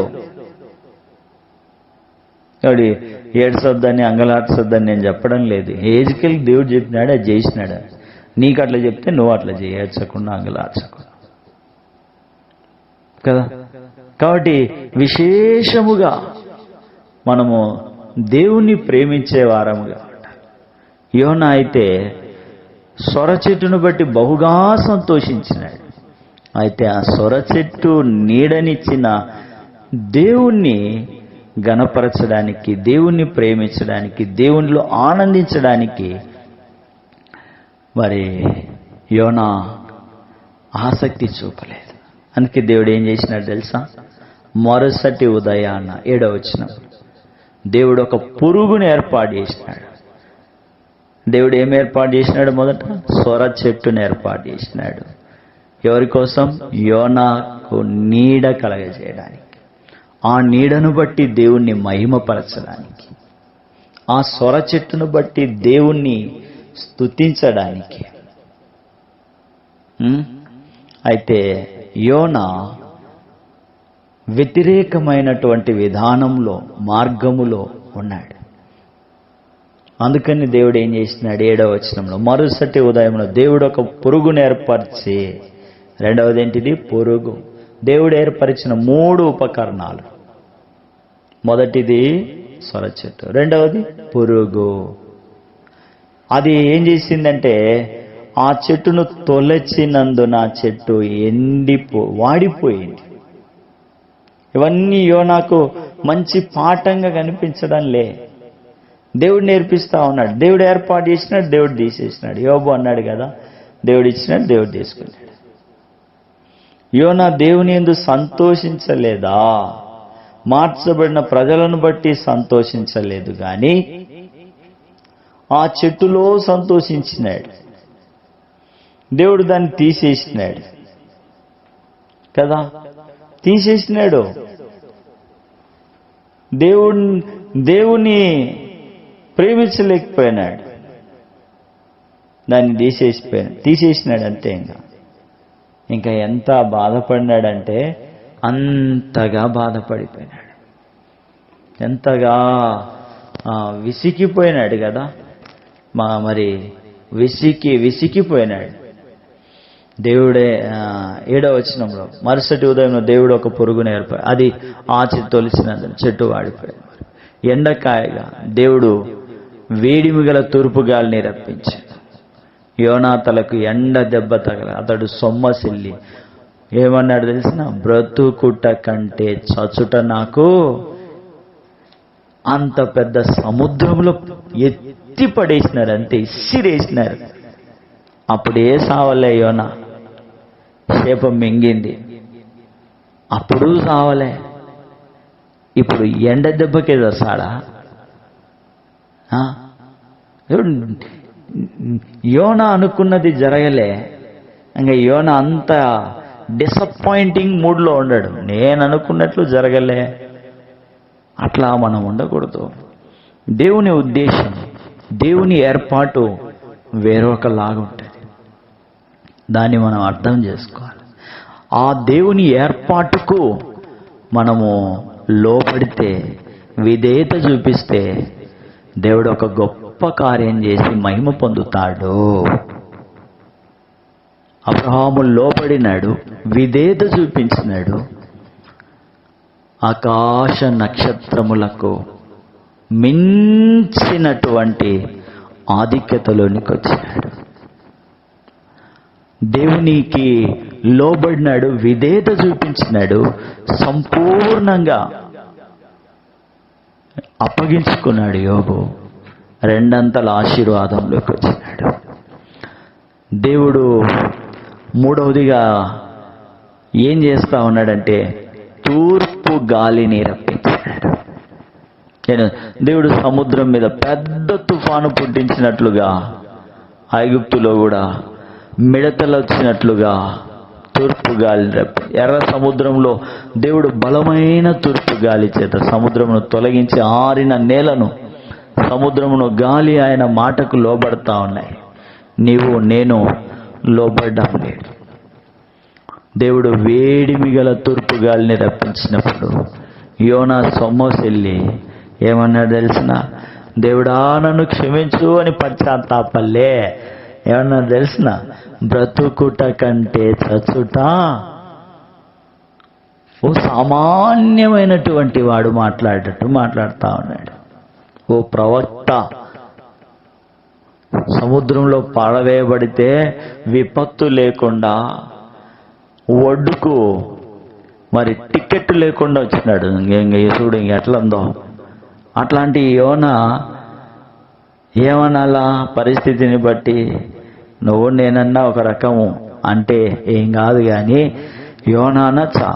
ఆయన ప్రవక్త, దేవుడు ఏర్పాటు చేసుకున్నాడు, దేవుడు ప్రత్యేకించుకున్నాడు, దేవునికి ఒక నమ్మకమైనటువంటి వానిగా ఉన్నాడు. అట్లాంటి యోనా సొమ్మసిల్లి బ్రతుకుట కంటే చచ్చుట మేలని కదా సొర చెట్టును బట్టి సంతోషించినాడు. ఆ సొర చెట్టు పోయినప్పుడు దుఃఖముతో చచ్చుట మేలంటా ఉన్నాడు. సొర చెట్టు కోసం ఇది నాలో చాలా మంది సొర చెట్టు ఎంత విలువ, దాని భాగ్యం ఎంత, దాని బ్రతుకెంత, దాని ఆయుర్దాయం ఎంత, సొర చెట్టు కోసం దుఃఖపడి ఏడ్చి సీమిడి గార్చుకొని అబ్బా చూడు కదా యోనా సొర చెట్టు కోసం చచ్చుట మేలంటా ఉన్నాడు. సొర చెట్టు కంటే శ్రేష్ఠుడైన దేవుని సూచక క్రియను చూసిన యోనా కదా అంతలోనే సంతోషం, అంతలోనే దుఃఖం. అయితే దేవుడు మన ఎడల విస్తారమైన కృపను కలిగి ఉన్నాడు. మారాను మధురంగా మార్చగలడు ఆయన. ఆపదను విపత్తును సులభముగా తప్పించగలడు. ఏ స్థితిలో ఉన్నా సంతృప్తిగా తెలుసుకున్నాడు. ఎవరు? పౌలు. మనం కూడా అలా జీవించాలని దేవుడు కోరుకుంటా ఉన్నాడు. దేవుడు ఇష్టపడతా ఉన్నాడు. దేవుడు ఏర్పరచుకున్న 3 ఉపకరణాల ద్వారా దేవుడు ఏం తెలియజేస్తా ఉన్నాడంటే అప్పగించుకోవాలి, లోబడాలి, విధేయత చూపించాలి. దేవుడు అన్ని విషయాలలో గాఢాంధకారపు లోయలైనా అపాయమైన ఆయన మనల్ని కాపాడి సంరక్షించేవాడుగా ఉన్నాడు కదా. మనము పెంచలే, మనము దాని విషయంలో అసలు మనకు తెలియదు. అది ఎప్పుడు పుట్టిందో ఎట్లా పెరిగిందో మనకు తెలియదు. కానీ దాని కొరకు యోనా అట్లా కదా. అయితే మనల్ని మన ప్రభు ప్రాణం పెట్టి కొన్నాడు. మీరు విలువ పెట్టి కొనబడినవారు. మనం దేవుని సొత్తై ఉన్నాం. మనం దేవుని ప్రజలమై ఉన్నాం. దేవుని ఇల్లంతటిలో నమ్మకంగా ఉండాల్సిన వారమై ఉన్నాం. దేవుడు హెచ్చరించినప్పుడు మనం లోబడితే, విధేయత చూపిస్తే, అప్పగించుకుంటే ఆనందిస్తాము. దేవుని అనుగ్రహ ఐశ్వర్యం మన జీవితంలో ఉంటుంది. దేవుని కరుణా కటాక్షములు మనల్ని బాగు చేసి బలపరుస్తాయి అని దేవుని వాక్యం మనల్ని హెచ్చరిక చేస్తూ ఉంది. అదే యేసు ప్రభువును అడిగినారు వాళ్ళు. యేసు ప్రభు అన్నాడు, యోనాను గూర్చిన సూచక క్రియ గాని వేరొకటి లేదు. యోనాకు ఒక పాఠం నేర్పించాలనుకున్నాడు. దాని కొరకు 3 ఉపకరణాలు ఏర్పాటు చేసినాడు. నేడు నేను నేర్చుకోవడానికి ఎన్నో పాఠాలు మన ముందు పెట్టినాడు. అయితే చూస్తే కదా, వింటే కదా, ఆలకిస్తే కదా, గ్రహిస్తే కదా. అందుకే అంటా మందమతులారా, నేనెంతకాలం దుష్టుడు గోధుమల వలె మిమ్మల్ని జల్లించడానికి అడుగుతా ఉన్నాడు.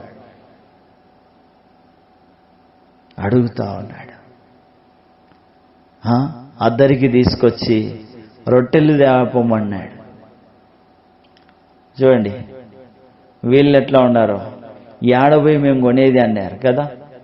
50 కొనాలి. ఇంతమందికి దేవుని మహిమ, దేవుని మహాత్మ్యము ఎరగనటువంటి, గ్రహించనటువంటి అజ్ఞానములో ఉంటే ఎప్పుడొస్తుంది ఈ గ్రహింపు లేనిదంటే? దేవునికి అప్పగించుకోకపోతే, దేవుని మీద నమ్మిక ఉంచకపోతే. ఏదైనా నా డైలీ పోర్షన్లో ఒక మాట నేను చదువుతా వచ్చినాను, నన్ను చాలా ఆదరించింది. ఎందుకో నాకు కొంత నిరాశ అనిపించింది. ఎందుకో నా శత్రువు మరి అపవాది కొంచెం బలంగా కనిపించినట్లుగా అనిపించినప్పుడు నేను నా డైలీ పోర్షన్ చదువుతా ఉన్నాను. అప్పుడు దేవుడు ఈ మాటలు నన్ను ప్రోత్సహించేలాగా చేసినాడు.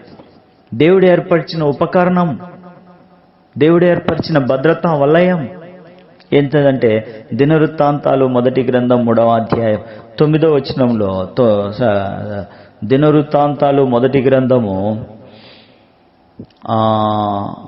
5వ అధ్యాయము 20వ వచనంలో రుబేనీయులు, గాదీయులు, మనష్షే అర్థగోత్రపు వారు, మరి వీళ్ళ చుట్టూ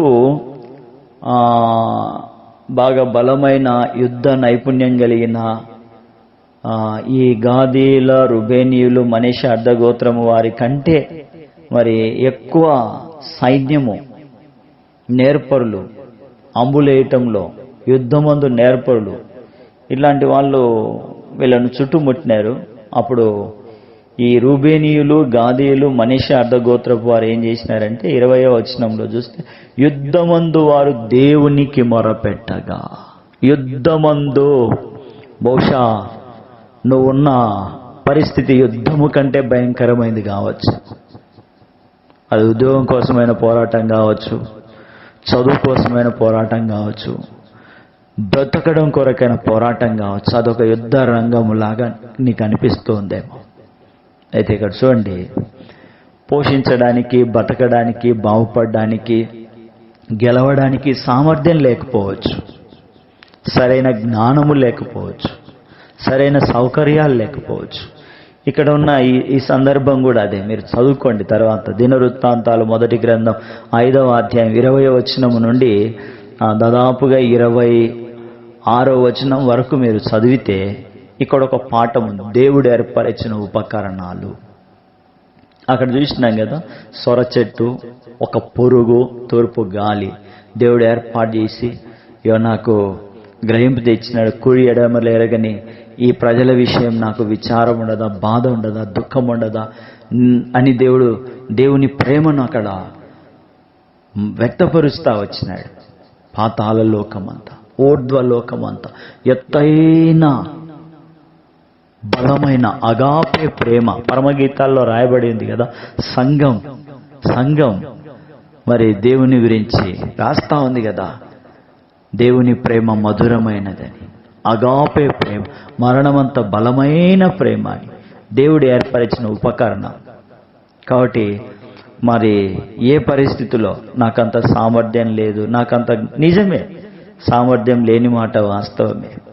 ఎందుకంటే రాసినారు, ఏమన్నా రాసినారు మీరు చూడండి, రుబేనీయులలోనూ, గాదీయులలోనూ, మనష్షే అర్థగోత్రపు వారిలోనూ బల్లెమును, ఖడ్గమును ధరించుటకును, అంబులు వేయుటకును నేర్చిన వారు, యుద్ధమందు నేర్పరులై దండుకు పోదగిన వారు 44,760 మంది ఉండిరి. వీరు హగ్రీయులతోనూ, యెతూరు వారితోనూ, నాఫీషు వారితోనూ, నోదాబు వారితోనూ యుద్ధము చేసి యుద్ధమందు వారు దేవునికి మొరపెట్టగా ఆయన మీద వారు నమ్మిక ఉంచినందున ఆయన వారి మొర ఆలకించెను గనుక వారిని జయించుటకు దేవుడు వారికి సహాయము చేసెను. హగ్రీయులను వారితో ఉన్న వారందరూ వారి చేతికి అప్పగింపబడిరి. వారు 10,000 ఒంటెలను, చూడండి, రుబేనీయులు, గాదీయులు, మనష్షే ఈ ముగ్గురు కలిస్తే ఎంత సైన్యం ఉందాడ? 44,760 మంది కదా. ఇప్పుడు ఈడ చూడండి, వీళ్ళ సైన్యం చూడండి ఎంత ఉందో. 10,000 ఒంటెలు, పశువులను, 2,70,000 గొర్రెలను, 2,000 గాడిదలను, 1,00,000 జనమును. చూడండి ఎంత. యుద్ధమందు దేవుని సహాయం వారికి కలుగుట చేత శత్రువులు అనేకులు పడిపోయారు. అనేక ప్రశ్నలకు నువ్వు జవాబులు ఎప్పుడు రాస్తావంటే దేవునికి మొరపెట్టి, దేవుని మీద నమ్మకం ఉంచి, దేవునికి అప్పగించుకొని, దేవునికి లోపడితే. కదా, అనేకులు పడిపోయేది. తాము చెరదీసుకొని పోబడు వరకు రుబేనీలు, గాదీలు, మనష్షే అడ్డగోత్రపు వారి వీని స్థానం లేదని కాపురముండి, మనష్షే అడ్డగోత్రపు ఆ దేశమందు కాపురముండి వర్ధిల్లునట్లు బాషాను మొదలుకొని బయలుహెరోను వరకును, శెనీరు వరకును, హెర్మోను పర్వతం వరకును వ్యాపించిరి. ఇంకా వీరు కీర్తి పొందిన పరాక్రమశాలులు రై ఉండిరి.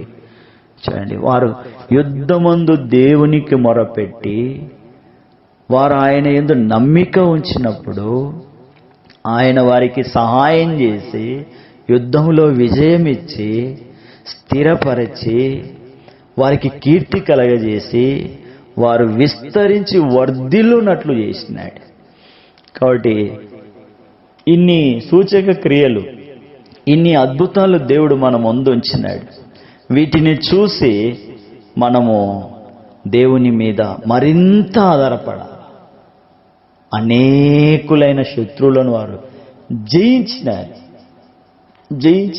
నమ్మకం ఉంచాలి. అట్లని మరి చదువు సంద లేకుండా తిరిగితే ఏమి దేవుడు ఇయ్యాడు. చేసే పని చేసి దేవుని మీద ఆధారపడితే దేవుడు ఇస్తాడు కదా. 5,000 మంది, మరి అక్కడ కొంతమందే చెప్పినారు, ఇంకా చెప్పలే, పురుషుల గురించే చెప్పింది. 5,000 మందికి 5 రొట్టెలు పంచిపెట్టినప్పుడు ఎన్ని గంపల నిండి ఎత్తినారు చూడండి కదా. గుంపులు గుంపులుగా, బంతులుగా వాళ్ళను కూర్చోబెట్టి ఆ 5 రొట్టెలను ఆయన చేతుల్లోకి వచ్చినాయి. ఎన్ని వచ్చినాయి? అక్కడ ఉన్న అందరికీ సరిపడే ఎన్ని రాలే. ఎన్ని వచ్చినాయంటే ఆయన చేతిలోకి వచ్చింది 5 రొట్టెలు. ఆయన చేతిలోకి వచ్చింది ఎన్ని? 5 రొట్టెలు. అయితే ఆడ చూస్తారు 16వ అధ్యాయంలో అందరికీ ఆయన వాటిని పంచిపెట్టాడు.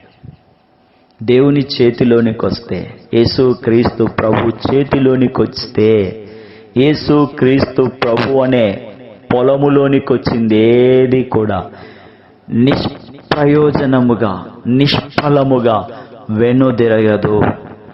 నా డిగ్రీ అయిపోయినప్పుడు నా తల్లిదండ్రికి అంత చదువు లేదు, కానీ మంచి చదువునట్లు దేవుడు వారికి కృప ఇచ్చి బలపరిచినాడు. అప్పుడు బీఈడీ నేను చదివిస్తానంటే ఒక మరి దగ్గర వదిలినారు. వారు సిఎస్ఐ మరి బ్యాక్గ్రౌండ్ కలిగినటువంటి రక్షణ అనుభవం ఉన్నటువంటి వాళ్ళే. ఈ సహవాసం నుండి సిఎస్ఐకి వెళ్ళిపోయి అక్కడ డిసిగా తర్వాత ఉన్నత పదవిలో ఉన్నారు. అక్కడికి వెళ్ళినప్పుడు రోజు నా హృదయంలో ఒక బాధ, ఒక దుఃఖం. అరే, నా ఈడుళ్ళేమో చదువుకుంటా ఉన్నారు, నేనేమో ఈడ ఏమీ లేదు అని చాలా బాధపడేవాడు. అప్పుడు నాకు చాలా ఏదన్నా చెప్పాలనే భయం వేసేది, అడగాలంటే చేసేయాలంటే కూడా చాలా మరి ఏమి తెలియనటువంటి స్థితి. దేవుడు అక్కడ నాకు నేర్పిస్తూ వచ్చినాడు. దేవుని వాక్యాన్ని నేర్చుకోవడానికి, దేవుని సత్యాన్ని తెలుసుకొనటానికి, దేవుని పరలోక రాజ్యం యొక్క సంగతులు చెబుతూ ఉంటే నేర్చుకున్నాను. అక్కడ నా యొక్క ఆత్మీయ జీవితం ఆరంభించబడింది. రక్షణ అయితే పొందినాను ఇక్కడే, కానీ ద్వారలో ఆ తర్వాత ఒక మరి వర్తమానికుని ద్వారా బలపరచబడ్డాను. కానీ అందులో కొనసాగడం, ఆ ప్లాట్ఫామ్, ఆ పరిచర్య, ఇదంతా కూడా అక్కడ దేవుడు ఏర్పాటు చేసిన ఉపకరణాలు. కాబట్టి దేవుని పొలంలో వేసినప్పుడు, దేవుని చేతిలో వేసినప్పుడు, లేదా దేవుని పాదాల దగ్గర వేసినప్పుడు అది నిష్ప్రయోజనంగా వెన్నుదిరిగి రాదు. అది ఫలభరితంగానే మేలుకయ్యే వస్తుంది. అంటే 5 రొట్టెలు, 5,000 మందికి ఎన్ని గంపలు ఎత్తినారో కూడా అక్కడ రాసినాడు. 7 రొట్టెలను 4,000 మందికి. ఆ తర్వాత కదా దేవుని కార్యాలు, దేవుని సత్యాలు, దేవుని సంగతులు ఎంతో గంభీరమైనవిగా ఉన్నాయి. కాబట్టి మనం జాగ్రత్తగా కన్నులుండి చూచువారముగా, చెవులుండి వినువారముగా, హృదయముండి గ్రహించువారముగా, లేఖనాలను పరిశోధించేటటువంటి వారముగా, దేవుని చేత ఏర్పాటు చేయబడిన వాటి చేత మనము సంతోషించి దేవునిలో ఆనందించి దేవునికి అప్పగించుకొని దేవునికి లోబడి దేవుని అధికారాన్ని ఒప్పుకునే వారముగా ఉన్నప్పుడే మనము దేవుని కృపచేత వర్ధిల్లి విస్తరించి వ్యాపిస్తాం. అదే కదా యెషయా గ్రంథం 7:14 చదివింది. చిన్న చిన్న విషయాల గురించిన గ్రహింపు, జ్ఞానము, ఆలోచన, అవగాహన ఉంది, కానీ ఆకాశము నుండి కలిగిన సూచక క్రియ ఏంటిది? ప్రభు అయిన యేసు క్రీస్తు మన పాపము కొరకు, మన అపరాధము కొరకు, మన దోషము కొరకు, మన దుష్టత్వము కొరకు, మన దుర్నీతి కొరకు ఆయన శిలువను మోసినాడు. మనల్ని దేవుని నీతిలోనికి, సమాధానములోనికి, సంతుష్టి సహితమైనటువంటి జీవితంలోనికి తీసుకొని రావడానికి రూపాన్ని కోల్పోయినాడు, సొగసును కోల్పోయినాడు, నల్లగొట్టబడినాడు, వెరగొట్టబడినాడు. మన అతిక్రమ క్రియలను బట్టి ఆయన గాయపరచబడినాడు. మన తప్పిపోయిన స్థితి నుండి సమకూర్చడానికి ఆయన మన కొరకు శిలువలో మన దోషమును మోసుకున్నాడు. అన్యాయపు తీర్పు చేత ఆయన బాధించబడినాడు, మొత్తబడినాడు, నలగొట్టబడినాడు, వ్యాధిని అనుభవించినాడు. మన అపరాధ పరిహారార్థ బలిగా, మన అతిక్రమ క్రియల కొరకు ఆయన చనిపోయి సమాధి చేయబడి 3వ దినాన మరణాన్ని జయించి పునరుత్థానుడై తండ్రి కుడి పార్శ్వమునకెక్కి విజ్ఞాపన చేస్తూ ఉన్నాడు. నేటికి మనల్ని పిలుస్తూ ఉన్నాడు సత్యములోనికి, సమాధానములోనికి. సత్యమును గూర్చిన అనుభవ జ్ఞానములో తప్పిపోకుండా మనము ముందుకు సాగిపోవున్నట్లు ఆ ప్రభువు మన కొరకు దినమెల్లా చేతులు చాచి ఎదురు చూస్తా ఉన్నాడు. అప్పగించుకుంటే ఆనందిస్తాం, లోబడితే వర్ధిల్లుతాం. ఆయన అధికారానికి మనము విధేయత చూపిస్తే విస్తరిస్తాం. కాబట్టి అలాగ లోబడి అప్పగించుకొని విధేయత చూపిన వారి వలె ప్రభువైన యేసునందు మనము విశ్వాసం ఉంచి మన ఆత్మీయ జీవితాన్ని ప్రభు చేతిలో కట్టబడినట్లు ప్రార్థన చేసుకుందాం.